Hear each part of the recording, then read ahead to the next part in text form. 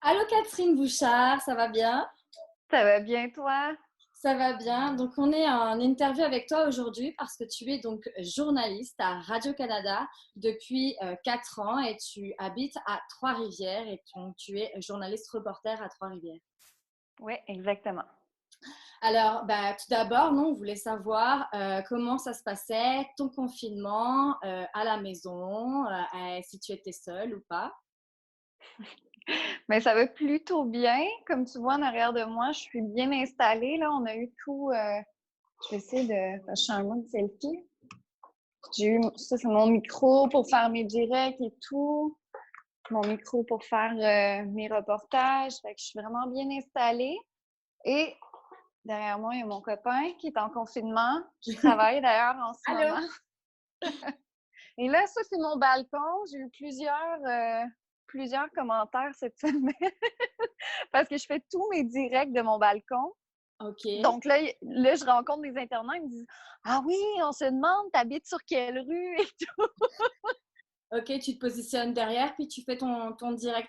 Alors justement, en ce moment, l'actualité tourne autour, j'imagine, du coronavirus et des mesures prises par le gouvernement canadien. Comment tu gères un petit peu, toi, ton temps? Forcément, tu gères l'actualité, tu la suis, j'imagine, à tous les jours. Oui, absolument. Mais en étant journaliste, on n'a pas vraiment le choix là, de suivre l'actualité tous les jours, mais là, c'est vraiment particulièrement intense. Comme aujourd'hui, je suis en congé, mais j'ai quand même écouté le point de presse du gouvernement du Québec parce que je savais qu'en plus, il y allait avoir des annonces de mesures de déconfinement. Donc, forcément, on ne veut pas être à côté de l'actualité et tout.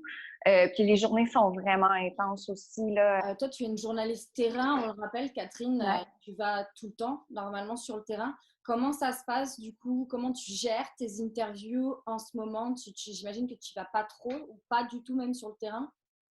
Ça dépend des journées. On essaie autant que possible de faire nos entrevues par vidéo Messenger, Zoom, Skype, etc., etc. Mais parfois, c'est pas possible. D'ailleurs, dimanche, j'ai fait 2 entrevues terrain, dont avec une intervenante qui vient de passer un test de la COVID-19. Donc, j'ai porté un masque N95 avec des gants et tout, mais on n'a pas le choix. Des fois, l'information, si on ne va pas sur place, on ne peut pas l'avoir. Puis je pense qu'il y a un changement de mentalité qui s'opère parce que on ne peut pas faire comme à l'habitude. Il faut aussi faire son deuil de ben oui, je n'aurai pas le reportage avec les belles images comme je l'imaginais dans ma tête. Mais est-ce que le contenu est là? Est-ce que le contenu est bon et pertinent? Oui, bien, on a fait notre travail. Et alors, sinon, raconte-nous un petit peu, toi, ton confinement, quand ils ont donc déclaré ton confinement, comment tu l'as pris? Tout de suite, tu t'es dit, bon, je reste à la maison. Donc, on a vu que tu étais t'étais avec ton chum, vous travaillez ensemble, vous avez chacun votre poste de travail. Et sinon, Ouais. tes journées se passent comment? Et j'imagine aussi que tu dois passer le plus clair de ton temps devant ton poste de travail. Ouais, absolument. Ouais. Et sinon, tu es en mode quand même, t'es quand même en mode chill ou il faut toujours que tu t'apprêtes un petit peu parce qu'à tout moment tu peux faire un direct ou tu te laisses un petit peu genre être en jogging ou legging. Ben, je dirais qu'en ce moment, les leggings ont la cote chez moi, là. Je peux vraiment me permettre, tant que le haut est beau, là, je peux me permettre parce que puisqu'on fait moins de terrain, ben, j'ai juste besoin d'arranger mon visage et mon haut. Les pantalons, on les verra pas. C'est pas trop un problème. Puis aussi, le fait qu'on fait moins de terrain, ben, souvent, je vais me maquiller vers la fin de la journée quand je vais faire mon direct.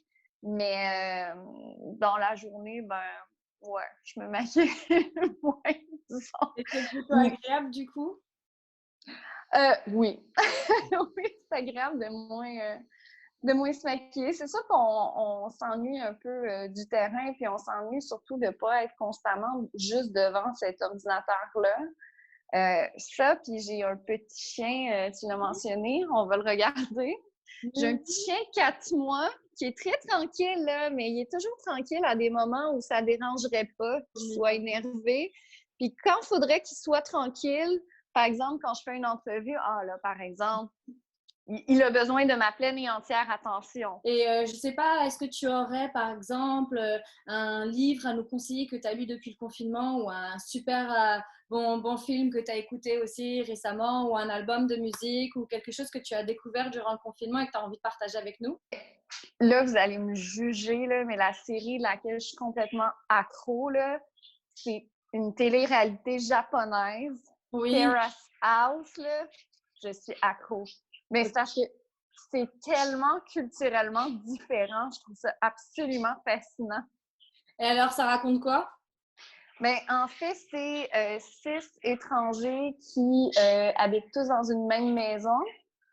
Et bon, il y a un peu un aspect tomber en amour et tout derrière ça. Mais juste leur façon de se dater est tellement différente, là. Tu sais, juste pour s'embrasser, là, ça peut prendre des mois et des mois. Donc, on dirait qu'il y a plein de petits aspects culturels. Moi, c'est plus cet aspect-là, là, l'aspect social et culturel de cette télé-réalité-là que je trouve fascinant. Puis il y a des commentateurs aussi à travers l'épisode, ce qui est comme un peu étrange là, d'un point de vue nord-américain, mais qui commentent. Puis là, on dirait que ça donne encore plus de perspectives culturelles de leurs interactions, des interactions qui, pour nous, semblaient, ils disent « Oh, mon Dieu, la tension est tellement palpable! » Puis pour nous, ils sont super froids, là. C'est vraiment drôle, des petits détails puis des petits trucs comme ça qui sont vraiment... on dirait que je suis devenue accro juste d'essayer de comprendre la société japonaise, comment ça fonctionne, puis leurs interactions, puis leur façon de se parler. Je suis devenue vraiment accro, là, mais c'est une télé-réalité, mais je sais pas. J'adore ça. Bah alors, on note. Bah écoute, merci Catherine pour l'interview et d'avoir partagé un petit peu ton quotidien en confinement, allié bah, voilà, vie privée et vie professionnelle et comment tout ça s'organise autour de toi. C'est très gentil en tout cas, merci beaucoup. Merci.